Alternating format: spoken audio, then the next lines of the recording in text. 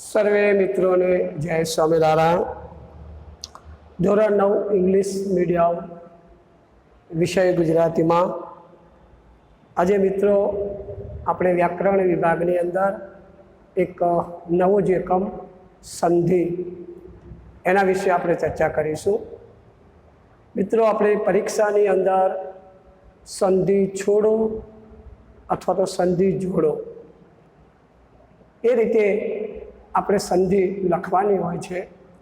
ઘણીવાર સંધિ છોડવાની પણ હોય અને ઘણીવાર સંધિને જોડવાની પણ હોય. તો મિત્રો આજે સંધિ શું છે, સંધિના પણ પ્રકાર ચોક્કસ છે, એની આપણે થોડી ચર્ચા કરીએ તો આપણે સમજીએ કે સંધિ કોને કહેવાય. તો મિત્રો જો સંધિ એટલે કે બે શબ્દો હોય, પાસે આવે ત્યારે પહેલા શબ્દના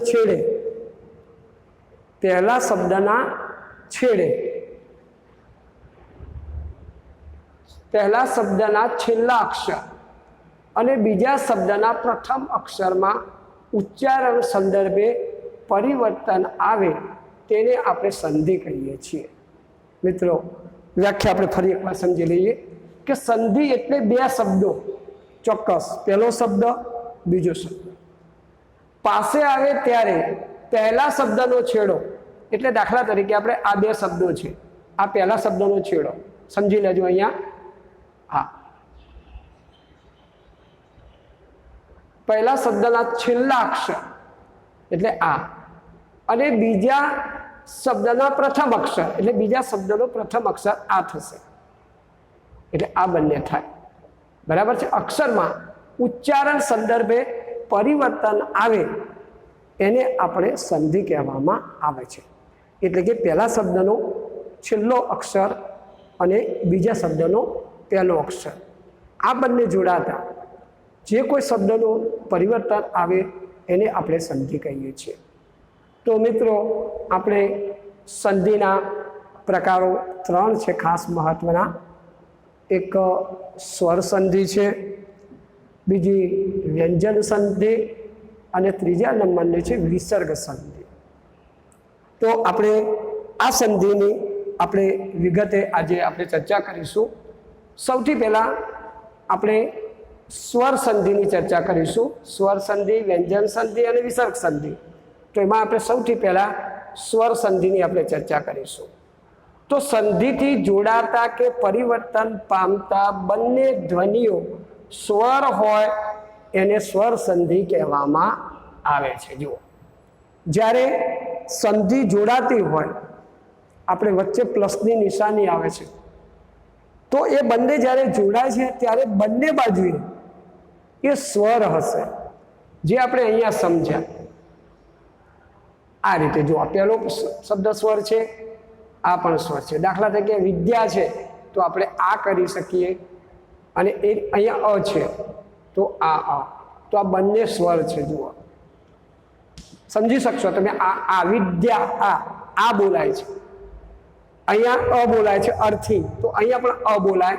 એટલે જો આ અને આ બંને સ્વર જોડાય છે એટલે આને સ્વર સંધિ કહે. એટલે આપણે અહીંયા લખ્યું આ એ સ્વર છે, માટે આ સ્વર સંધિ કહેવાય છે. હવે આપણે બીજા પણ કેટલાક દ્રષ્ટાંતો આપણે લઈશું. દાખલા તરીકે અહીંયા આપણે હિમાલય શબ્દ લખ્યો છે, અહીંયા એક મહેશ શબ્દ લખેલો છે. તો આપણે સમજીએ કે દાખલા તરીકે અહીંયા હિમાલય છે તો હિમ પ્લસ આલય અથવા તો હિમ વત્તા આલય, બરાબર આપણે હિમાલય કહીએ છીએ. તો અહીંયા મિત્રો તમને એમ સમજાશે કે કેવી રીતે આપણે સ્વર સંધિ થાય. તો હિમ, તો અહીંયા મિત્રો અ જે કહેવાય બોલાય છે, મ અધૂરો છે, તો માટે અહીંયા અ પ્લસ આ એટલે આ સ્વર સંધિ કહી શકાય. એવી જ રીતે અહીંયા લખ્યું છે મહેશ, તો મહેશની જે સંધિ આપણે છૂટી પાડીએ છીએ એ વખતે એનો અર્થ થાય છે મહા પ્લસ ઈશ અથવા તો મહા વત્તા ઈશ, એને મહેશ કહેવાય. તો અહીંયા તમે જોઈ શકો મહા અને અહીંયા ઈ. તો આપણે અહીંયા પણ લખ્યું છે આ, જો અહીંયા હા એટલે આ લખ્યું, કારણ કે જોડાયેલું છે આ, અહીંયા ઈ છે. તો આપણે આ અને ઈ આ બે સ્વર કહેવાય, એટલે આપણે આ સંધિને આપણે સ્વર સંધિ કહી શકાય છે. તો હવે મિત્રો આપણે સંધિના કેટલાક આપણે નિયમોની ચર્ચા કરીશું. તો સૌથી પહેલા દાખલા તરીકે સૂર્ય વત્તા અસ્ત શબ્દ છે. સૂર્ય પ્લસ અસ્ત, આ નિયમ નંબર 1 છે આપણી પાસે. સૂર્ય પ્લસ અસ્ત, આનો અર્થ થશે સૂર્યાસ્ત. હવે આપણે એ વાત સમજીએ કે અહીંયા આપણે કયા કયા સ્વર આવશે. તમે સમજી શકશો કે બંને જ્યારે જોડાશે ત્યારે સ્વર આવે છે. સૂર્ય, તો મિત્રો અહીંયા તમે જોઈ શકો છો અહીંયા અ બોલાય છે, તો અહીંયા આપણે કહી શકીશું ચોક્કસ અ પ્લસ અ, આ બંને સ્વર છે. સૂર્ય પ્લસ અસ્ત, તો તમે જોશો અ પ્લસ અ બરાબર આ થાય, આવો નિયમ છે. અ પ્લસ અ બરાબર આ.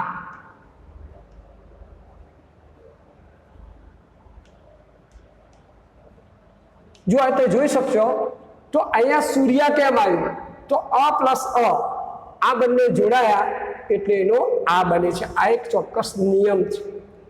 તો આપણે સમજી શકીશું કે સૂર્યાસ્ત એટલે અ પ્લસ આ બંને જોડાતા તો એનો આ બને છે, આ નિયમ મુજબ. એવી જ રીતે બીજો આપણે એક નિયમ લઈએ છીએ. દાખલા તરીકે વાત પ્લસ આવરણ, બરાબર? વાત પ્લસ આવરણ, વાત વત્તા આવરણ. તો મિત્રો તમે કહી શકશો કે આને કહેવાય છે વાતાવરણ.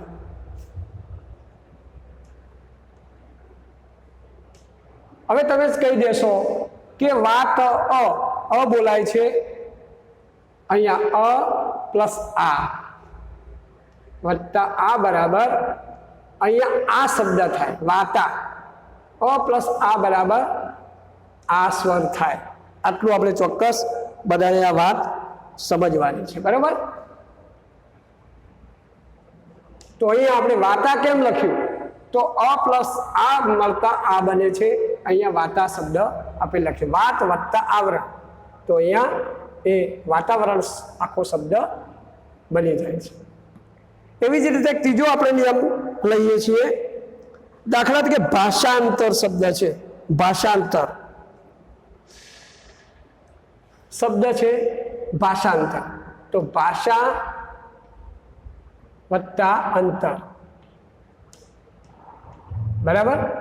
હવે આનો આખો અર્થ થશે ભાષાંતર. હવે આપણે આ વાત સમજીએ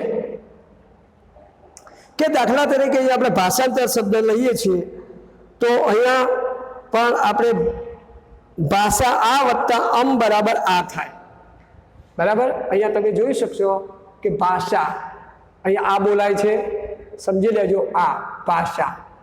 અહીંયા શું છે, માથે અમ છે, તો આ અમ બરાબર પણ આ થાય છે. આ નિયમ છે મિત્રો. આ નિયમ મુજબ આ પ્લસ આ અને અમ આવ્યો એટલે અહીંયા આ એનો થાય છે, એટલે અહીંયા ભાષા શબ્દ લખાય. એવી જ રીતે એક બીજો નિયમ વિદ્યાલય, તો આપણે વિદ્યા વત્તા આલય. તમે સમજી શકશો કે શું આવશે, વિદ્યા, અહીંયા આ બોલાય છે, જુઓ, તો અહીંયા આ પ્લસ આ બરાબર આ જ થાય, બરાબર? બરાબર સમજી શકશો. વિદ્યા વત્તા બરાબર લખવાનું રહી ગયું, વિદ્યાલય શબ્દ, વિદ્યા પ્લસ આ બરાબર વિદ્યાલય. તો અહીંયા આપણે સમજી શકીશું આ અને આ વત્તા આ બરાબર આ જ થાય, આ નિયમ મુજબ, બરાબર? સારું, આપણે આગળ બીજો એક ઈનો નિયમ આપણે લઈશું. આનો નિયમ છે હરિચ્છા શબ્દ હોય, હરિચ્છા આપણે લખીએ છીએ, તો હરિ હરિચ્છા. તો આપણે જ્યારે આની સંધિ કરીશું ત્યારે હરિ પ્લસ ઈચ્છા. ઉભા રહો બસ વ્યવસ્થિત રીતે લખીએ. દાખલા તરીકે આપણે હરિ શબ્દ છે, હરિ પ્લસ ઈચ્છા બરાબર શબ્દ થશે હરિચ્છા. હવે આપણે હરિચ્છા શબ્દ છે એમાં આપણે બરાબર વાત સમજવાની છે. હવે તમને એમ થશે કે અહીંયા હસ્વઈ છે, અહીંયા દીર્ઘઈ છે, બરાબર. તો આપણને સ્વાભાવિક રીતે પ્રશ્ન ઊભો થાય મનમાં. પણ મિત્રો આપણે એનું પણ આપણે સોલ્યુશન આપણે લાવી શકીએ છીએ. તો આપણે સમજી શકાય છે. તો અહીંયા તમે જોશો કે જ્યારે હરિચ્છા, અહીંયા જ્યારે છા શબ્દ બોલાય છે ત્યારે ર ઉપરનો જે ઉચ્ચારણ ભાર છે એ ઉચ્ચારણ ભાર બેવડાય છે. હરિચ્છા, તો ર ઉપર જે ઉચ્ચારણ ભાર બેવડાય છે એના લીધે એના ઉપર દીર્ઘ ઈ લાગે છે. પણ જ્યારે આપણે સંધિ છૂટી પડે હરિ, એકદમ ઉચ્ચારણ ભાર કોમળ બોલાય છે, નોર્મલ બોલાય છે, માટે એટલે હરિ. તો આપણે એના પર હસ્વ ઈ લાગે છે. હરિ પ્લસ ઈચ્છા બરાબર હરિચ્છા. તો મિત્રો અહીંયા આપણે જોઈ શકીશું ઈ અને ઈ. તો આપણે નાની ઈ પ્લસ બીજી ઈ નાની ઈ બરાબર શું થશે? ઈ જ થશે, મોટી ઈ બરાબર મોટી ઈ. તો આ મોટી ઈ થાય. આ બંને ઈ મળીને જો અહીંયા પણ ઈ છે, અહીં પણ ઈ છે, આ બંને ઈ થઈ અને આ મોટી ઈ આપણે દીર્ઘઈ મૂકીએ છીએ એના ઉપર. આટલું સમજી લેવાનું બરાબર. તો આ છે હરિચ્છા જોડણી. બીજો એક નિયમ છે, દાખલા તરીકે પરીક્ષા શબ્દ છે, પરી પ્લસ ઈક્ષા બરાબર આપણે લખીએ પરીક્ષા. આમાં પણ તમને એવું જ લાગશે કે આમાં પણ કેમ આવું છે. અહીંયા પણ તમે જોશો પરી પ્લસ ઈક્ષા, અહીંયા પણ હસ્વઈ જ છે.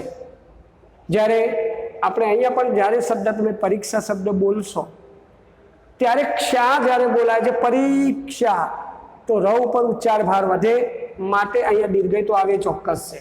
પણ જ્યારે શબ્દ આપણે છૂટો પાડીએ છીએ, જ્યારે સંધિ માટે સંધિ છૂટી પડે તો પરી એકદમ કોમળ નોર્મલ બોલાય, માટે પરી પ્લસ ઈક્ષા. તો અહીં પણ આપણે આ નિયમ મુજબ આપણે જોઈશું નાની ઈ બરાબર મોટી ઈ, આ એટલે મોટી ઈ બની થાય. હવે આપણે બીજો એક નિયમ લઈશું.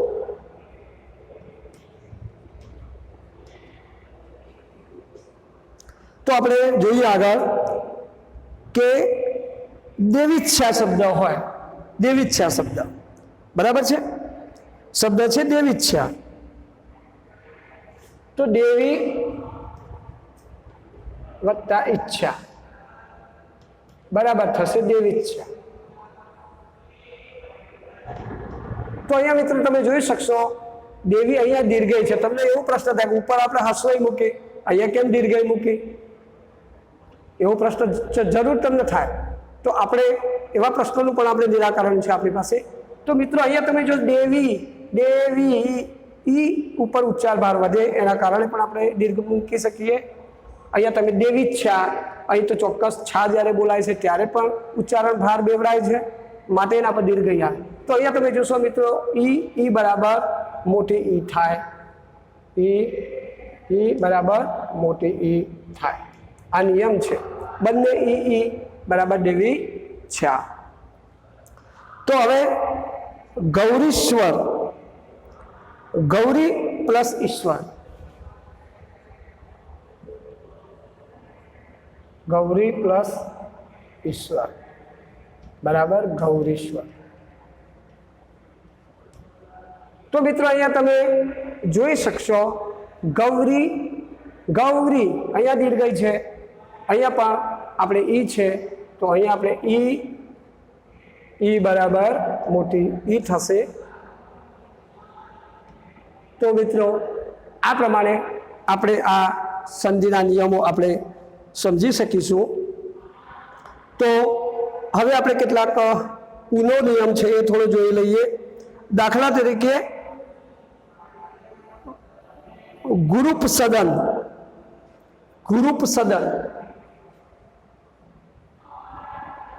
ગુરુ પ્લસ આપણે શબ્દ છે ગુરુ પ્લસ ઉપસદન. હવે આપણે આનો અર્થ સમજીએ. ગુરુ, તો અહીંયા તમે જોશો તો ગુરુ જે શબ્દ છે નાનું ઉ બોલાય છે. જુઓ ગુરુ તો સદન. મિત્રો અહીંયા આપણે સમજી લો. જુઓ અહીંયા પણ નાનું ઉ બોલાય છે, અહીંયા પણ નાનું બોલાય છે. બરાબર? તો તમે જોઈ શકશો કે બંનેની અંદર પણ આપણે ઉ બોલાય છે. બરાબર? તો નાનું ઉ બરાબર મોટું ઉ થઈ જશે.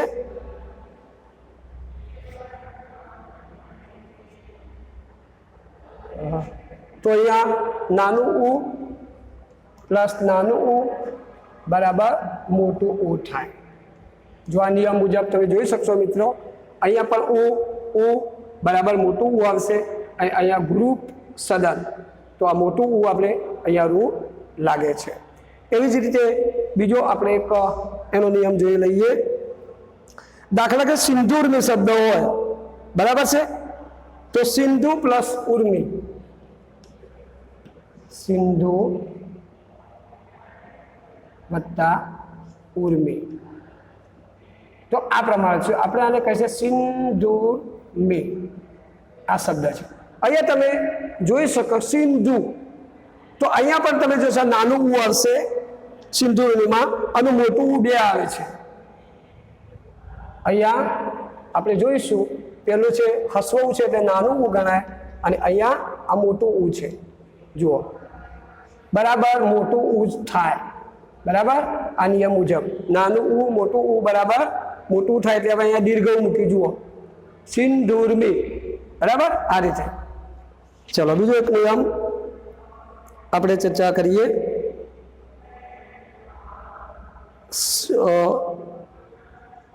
વધુલ્લાસ, વધુ પ્લસ ઉલ્લાસ,